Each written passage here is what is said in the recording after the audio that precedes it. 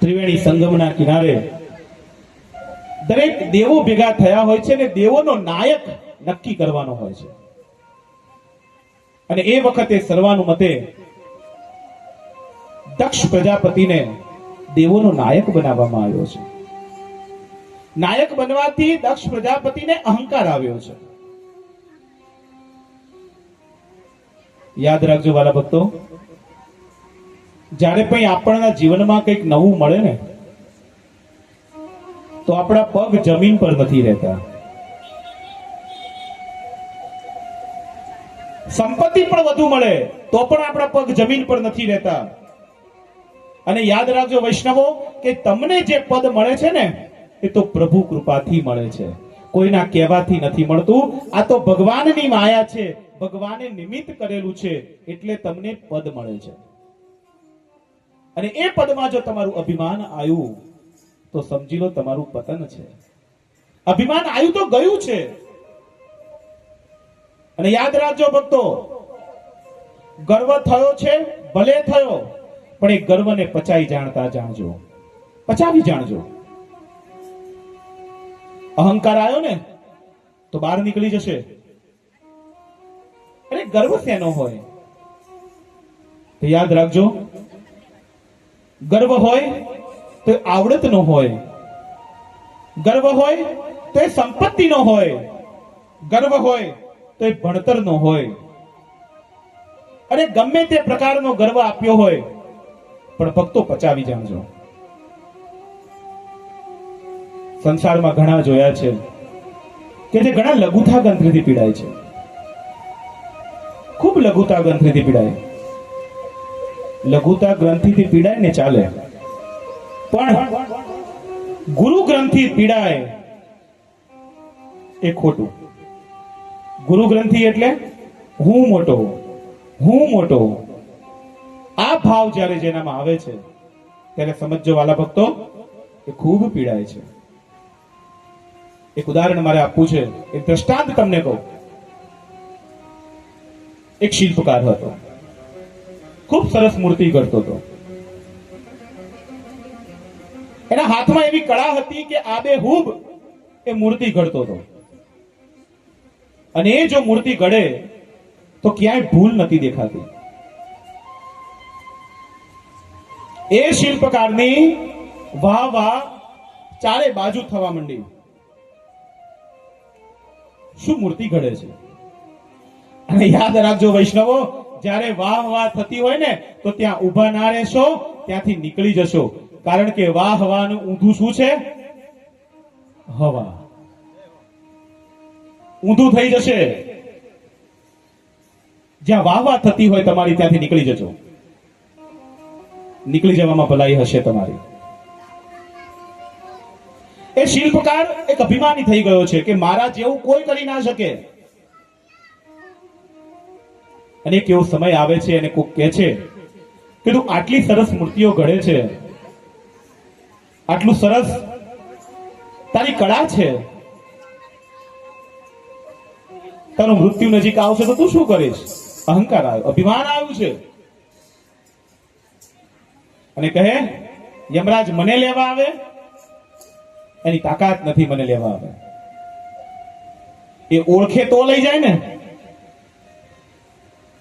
એને પોતાના જેવી 10 મૂર્તિઓનું નિર્માણ કર્યું છે. ક્યાં એક લેશ માત્ર ફરક નથી દેખાતો. પોતાના જેવી આબેહૂબ એવી 10 મૂર્તિઓનું સર્જન એને કર્યું છે. અંત સમય એ શિલ્પકારનો આવ્યો છે. યમરાજ ડેલીએ ઉભા છે અને શિલ્પકાર એને જોઈ જાય છે. અને જોતા જ એ શિલ્પકાર છે એ 10 મૂર્તિઓની વચ્ચે જઈને ઉભો રહી જાય છે.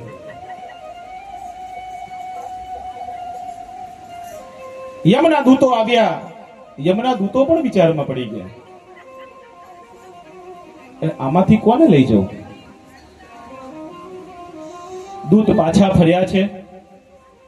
યમરાજના દરબારમાં ગયા કે મહારાજ, ત્યાં તો આવા 11 લોકો છે, કોને લાવવાના હતા? 11 લોકો? આપણે તો એકને જ લાવવાનો હતો. ચાલો, યમરાજ ગયા છે દૂતો પાસે, લઈ જાઓ મને. આજે તો મારે જેને સીધો કરવો પડશે. સાથે દંડ લીધો છે. 11 મૂર્તિને જોઈ છે. યમરાજને ખબર પડી કે આ દીકરો મારાથી પણ હોશિયાર છે, કંઈક તો કરવું પડશે. યમરાજ જોયું કે અહંકારી છે. વિચાર તો કર્યો. 11 મૂર્તિ આગળ ભગવાને ત્યાં સમય પસાર કર્યો અને છેલ્લે યુક્તિ કરી. અને યમરાજ કહે છે કે ધન્ય છે આ શિલ્પકારને. આટલો સારો કલાકાર, ક્યાંય ભૂલ નથી. બોલો, ક્યાંય ભૂલ નથી. પણ હારિયા એક જ મૂર્તિમાં ભૂલ લાગે છે અને તરત બહાર આવ્યો. હોય જ ના શકે. ચાલ બહાર, આજ તારી ભૂલ હતી. અહંકાર કોને કોને ના લઈ જાય. અહંકાર ના કરો, અભિમાન ના કરો. દક્ષ પ્રજાપતિને અહંકાર આવ્યો છે. દક્ષ પ્રજાપતિએ સભા બોલાવી છે, સર્વ દેવતાઓને આમંત્રણ અપાયું છે. દક્ષ પ્રજાપતિ પધાર્યા છે. બધા દેવો ઊભા થઈ અને પ્રજાપતિનું સન્માન કર્યું છે. પણ એક મહાદેવ ઊભા નથી થતા. ઘણા શાસ્ત્રકારો એમ પણ કહે છે કે મહાદેવ જાણી જોઈને ઊભા નથી થયા. પણ ના વાલા ભક્તો, આવો ઉલ્લેખ ક્યાંય નથી. જ્યારે દક્ષ પ્રજાપતિ ત્યાં આવ્યા ત્યારે મહાદેવને ખબર જ નથી કે દક્ષ પ્રજાપતિ પધાર્યા છે. અપમાન કરવું એવો ભગવાનનો ભાવ નહોતો. કારણ તેમને ખબર હતી કે એ તો મહાદેવને ન ગમતો જમાય છે. એટલે દક્ષને થયું કે મને ગમતો નથી ને એટલે ઊભો નથી થયો. અહંકારમાં દક્ષે મહાદેવને ગમે તેમ બોલ્યું છે. અને દક્ષ પ્રજાપતિને 16 જમાઈ હતા. કુલ 16 જમાઈ હતા અને એક આ જમાઈ કે જેમને ગમતા ન હતા. દક્ષ મહાદેવને ગમે તેમ બોલે છે, જેમ તેમ બોલે છે. ત્યારે શિવના ગણો કે છે, એ સાવધાન દક્ષ. નંદી આગળ આવે છે. કોઈનું સન્માન ના કરવું હોય તો કોણે આમંત્રણ આપ્યું તમને? કાઢી મૂકો ને. નંદી ખૂબ ગુસ્સે થાય છે અને દક્ષને કહે છે કે તું મારા ભગવાનને મેં કરીને બોલાવે છે. જા, હું તને શ્રાપ આપું છું કે તું મેં કરનારો બકરાના મોઢાવાળો ના બને ને તો મારી ભક્તિ લાજે. શિવનો ભક્ત બોલ્યો છે, ભગવાન નથી, શિવનો ભક્ત બોલ્યો છે. ભગવાન શિવ ગણો સાથે ત્યાંથી નીકળી જાય છે. ત્યાંથી પરત ભગવાન શિવ ઘરે પધારે છે. સતીને કંઈ કીધું નથી, કોઈ વસ્તુ નથી કીધી. ત્યાં શું થયું શું નહીં કોઈ ચર્ચા નથી કરી. ત્યારે દક્ષ સભામાં એક ઘોષણા કરે છે કે બધાને દેવોનો ભાગ મળશે, પણ યાદ રાખજો દેવો, શંકરને કોઈ ભાગ નહીં મળે. માટે એક યજ્ઞનું આયોજન કરો. બધાને આમંત્રણ અપાયા છે. સર્વ દેવોને આમંત્રણ આપ્યા, પણ દીકરી અને જમાઈને આમંત્રણ નથી અપાયું.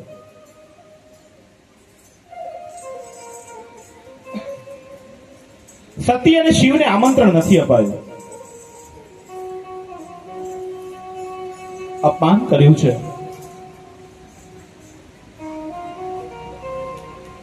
કૈલાસ પરથી વિમાનો જાય છે અને હંમેશા યાદ રાખજો, આપણને ખબર છે કે આ વ્યક્તિને બોલાયો નથી, એટલે હાથે રહીને ચાય કરી અને એની આગળથી જશે, એની આગળથી કહેશે. લોકો એને બતાવવા માટે, એને બાળવા માટે થઈ અને એની આગળથી નીકળશે અને પાછા પૂછે કરી, લે તમને કીધું નથી? શું કરવા? કૈલાસ પરથી વિમાનો ગયા છે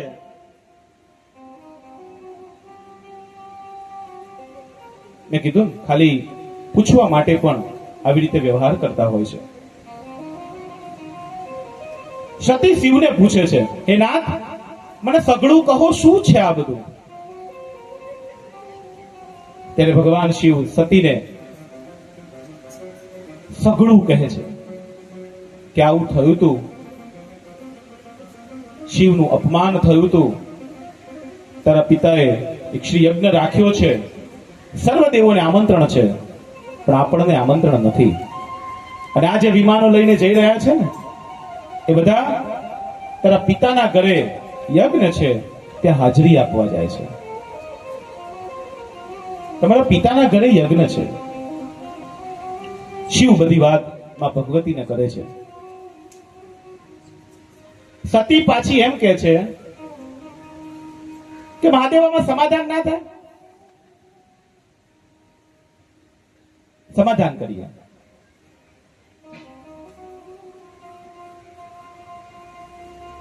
ત્યારે ભગવાન શિવ એટલું કે છે કે સતી, તમે તો દીકરી છો ત્યાંના, તમારે જવું હોય તો જાઓ, મારે નથી આવવું. બહુ સમજાયા છતાં પણ સતી માનતા નથી. જવાની હઠ લઈને બેઠા છે.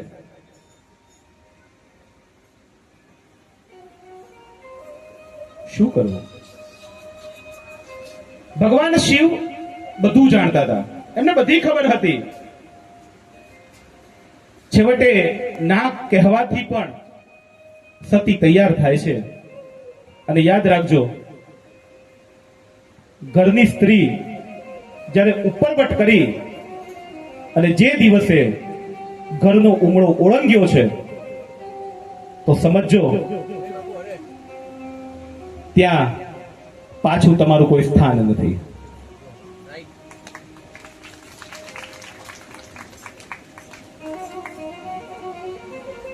ઘરનો ઉમળો ઓળંગવો શું કરવા પડે? શા માટે ઓળંગવો પડે?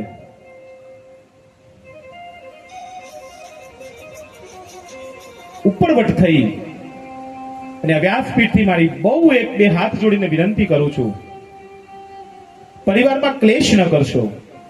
ઉપરવટ થઈ અને ઘરનો ઉમરો ના ઓળખશો, એમાં તમારી ભલાઈ છે. ઉપરવટ થઈ અને સતી ચાલ્યા છે. એ વખતે ભગવાન શિવ કશું બોલતા નથી. એને ખ્યાલ છે કે સતી પાછી આવવાની નથી. ભગવાન મહેલમાં ગયા છે, એના ભવનમાં ગયા છે અને કહ્યું કે થોભી જા. નાથ, શા માટે? થોભી જા. ભગવાને ભવનમાં સતીના બધા કપડા કાઢી અને પોટલું બાંધીને ભગવાને એને આપ્યા છે. ખબર છે કે સતી હવે પાછી આવવાની નથી.